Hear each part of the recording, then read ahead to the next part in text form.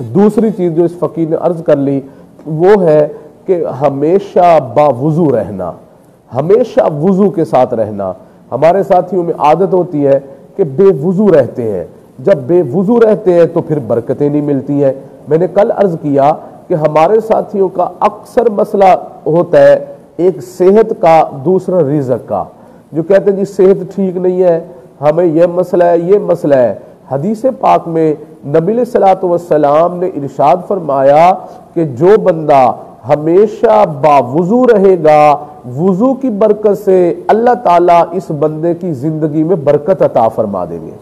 تو اب آپ دیکھیں، یہ میں نہیں کہہ رہا، میرے شیخ میرے مرشد نہیں کہہ رہے، بلکہ امام الانبیاء سرور کونین جناب محمد رسول اللہ صلی اللہ علیہ وسلم کا فرمان ہے کہ جو بندہ ہمیشہ باوضو رہے گا اللہ تعالیٰ اس کی زندگی میں برکت عطا فرمائیں گے۔ اور دوسرا نبی علیہ السلام فرماتے ہیں کہ جو بندہ ہمیشہ باوضو رہے گا اللہ تعالیٰ اس کے رزق میں بھی برکت عطا فرما دیں گے۔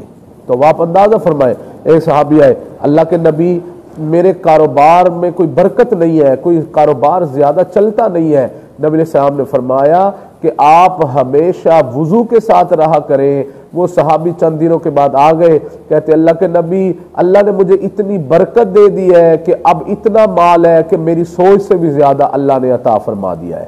تو یہ وضو کی برکت ہے، اتنی برکت ہے۔ تو میرے دوستو، جو بندہ نیت کو اچھا رکھتا ہے، جو بندہ ہمیشہ باوضو رہتا ہے، اللہ تعالیٰ اس کو اپنے اولیاء